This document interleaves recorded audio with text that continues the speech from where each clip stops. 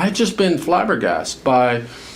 the focus and the ambition of all the students and the really extraordinary talent of many of them. I've taught at a lot of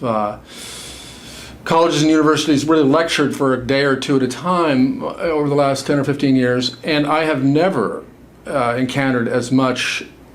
a kind of professional level focus that I have encountered in the students here. I've just not seen it elsewhere.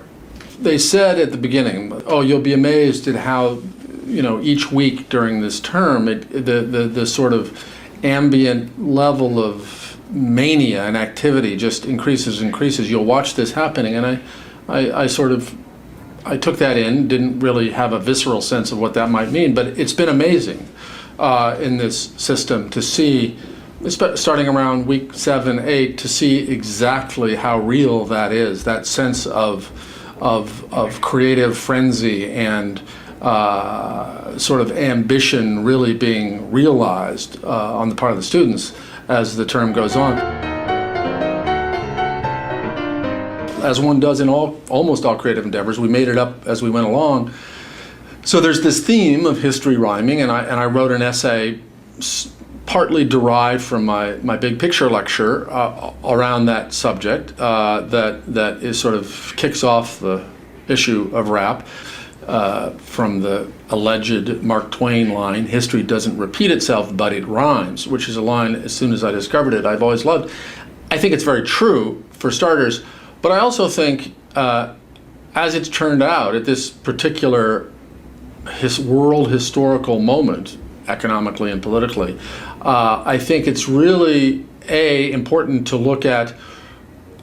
when things like this have happened before, when there have been bubbles economically that have popped, when there have been tremendous political changes in the United States. If you're primarily a visual thinker and maker, I think it's very important to try to get a sense and be given a sense of how history is interesting and relevant to figuring out what you should do as a creative person, as a citizen, as a human being. All the great designers I've worked with over the years, making magazines and websites and books and things, have always been the designers who actually do more than just design brilliantly, who actually read the pieces and read books and know about stuff, and all of that material, all that other kinds of non-visual material informs what they do as designers, and I think makes them more extraordinary designers. But I do think we are at the end of a long, essentially quarter-century long cycle of almost heedless excess. I mean, the last few years, with the rise of the green movement and the inconvenient truth and the knowledge of global warming and all that has been it's not coincidental that came at the beginning of the end of this long period we've been living through. So I think it's going to affect us all. To the degree you think about design as more than styling in all the realms of design, about smart design in the deepest sense, in the most comprehensive sense, that will allow people to feel gratified by the products they buy and the media they consume and the cars they drive in. If we are at the end of the age of excess, where just slapping out a different color thing or a thing with a slightly different look gets sold and bought easily, I think it's going to be depending on really clever as well as responsible designers to create products and things that will gratify, for instance, for longer. That I think the idea of this incredibly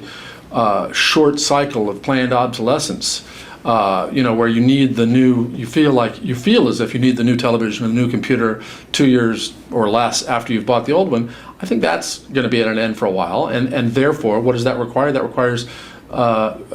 design that's not only sustainable in an environmental sense, but sustainable of people's love and interest as owners of these things. Since it's the end of an economic era, it's the end of a political era, I kind of hope that we'll see, and we just might, the end of and the beginning of a new cultural era too. I have felt for some years that we've been in so much of culture and art. There's been too much of a kind of default tendency to recycle and revive and mash up and comment on what's been done before, rather than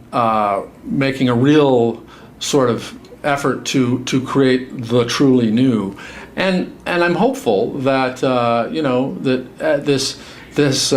moment, this difficult moment where we're getting knocked around in many ways, will sort of might knock artists as well as designers into thinking about works and artifacts that they're going to create that are not so much about kind of sort of quotations of the past.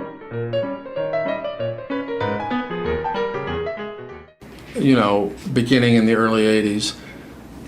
it began to look like a certain kind of artistic success, commercial success, and celebrity was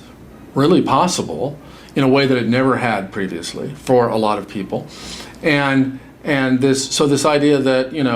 you go to art school and you get your MFA in fine arts, and tomorrow you're Julian Schnabel. That kind of pre-professional seduction of the idea of this super jet-setty professional life of an artist, I think was probably not great for lots of young artists who've come of age in the last 25 years. And so, to the degree that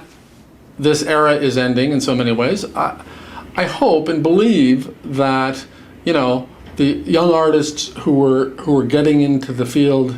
if not mainly, but significantly for the idea that they would